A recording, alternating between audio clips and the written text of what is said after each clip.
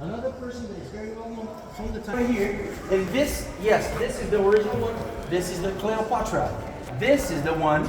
She doesn't look like Liz Taylor in Hollywood, all right? She's all different. But pay attention to her hairstyle. Why is this woman right here?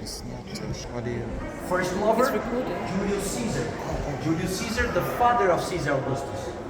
So they have a son. It's called Caesarius. She's afraid that Caesar Augustus is going to kill his brother. So she goes back to Egypt and stays in Alexandria.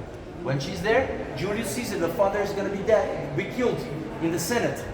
Remember all the stabbings? Even you, Brutus, they killed Julius Caesar. Now she loves the Italian guy. She goes for Mark Antony. Mark Antony get married with her. They have 3 kids. They stay in Alexandria until Mark Antony says, I want the empire. So he wants to fight Caesar Augustus. Caesar gets his army, get inside Alexandria. When Mark Antony sees he doesn't have a chance, he throws himself in a sword.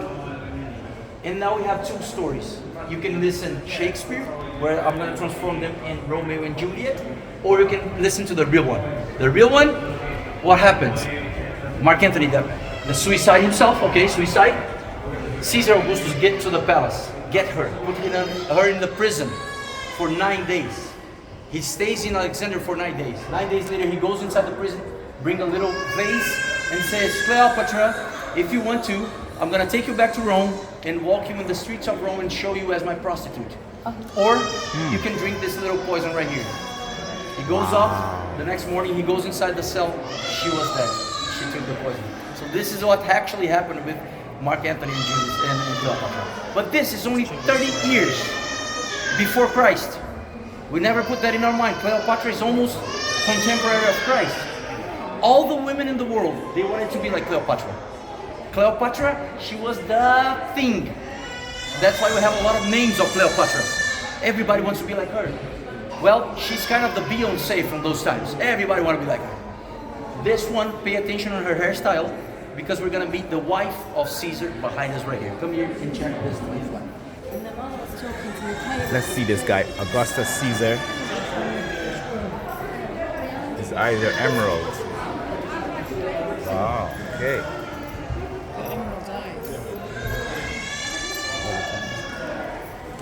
Me and Augustus Caesar, first emperor of Roman Empire, with emerald eyes.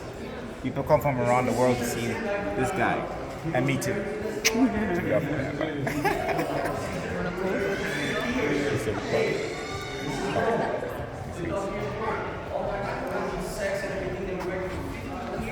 How is that possible? Well, everybody says she was the real emperor. She was the boss. Just like today, they say anything, we say, yes, you're right. Right? So this couple right here, they write the rule. She makes him write a rule. Everybody has to dress like Livia. Everybody has to wear the same hairstyle as Livia because she's jealous of Cleopatra. Everybody wanted to be like her, but she wants everybody to be like her. This is exactly when religion starts, the Christian religion. This right here is when Christian religion starts. Because Jesus is born right here. A few years later, Jesus dies. Paul comes in, Peter comes in. What do? They're going to start writing the New Testament in the Bible. So what do? Look at this text of Paul writing to Timothy. 1 Timothy chapter 2, Paul writes, I also want the women to dress modestly, with decency and propriety, adorning themselves not with elaborate hairstyles, or gold, or pearls, or expensive clothes, but with good deeds and blah, blah, blah, and blah, blah, blah. This is religion. Paul is telling everybody we can't dress like Livia, not with elaborate hairstyles like they do. We are Christian, we are different from the Romans. Don't dress like them. The same thing happens with Peter. Peter is going to write in this epistle right here, Peter chapter 3.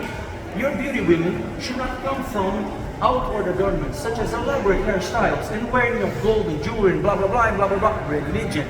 There's no religion without rules. That's why a lot of people today try to put these rules. They don't work anymore because people are not dressing like Livia.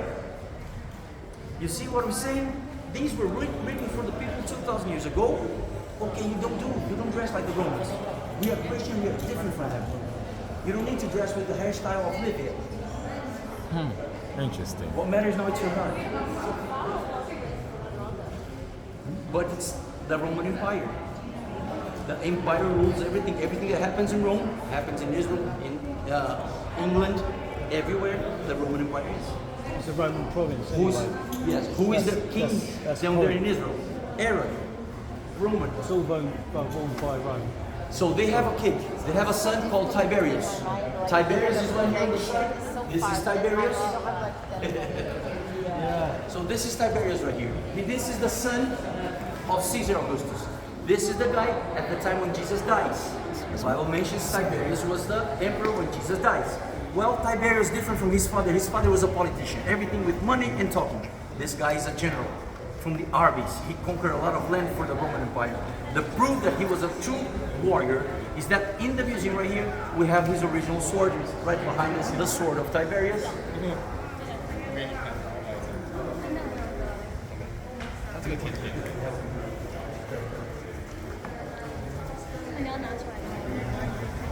This right here is the bronze sword of Tiberius, the king, the emperor of Rome when Jesus dies. This sword right here is very important because it's a double-edged sword. What is the difference? Well, all the swords from the Romans were thinner and longer, everybody fighting together in legions. Everybody one side by side, shield in their hand, swords right here, and go like, who, who. These are the Romans. But now Tiberius come in with a double-edged sword, the sword of the Vikings. It kills to one side, to the other side, right hand and left hand. He's a barbarian. He fights like a crazy dude. This guy is amazing because he's very powerful.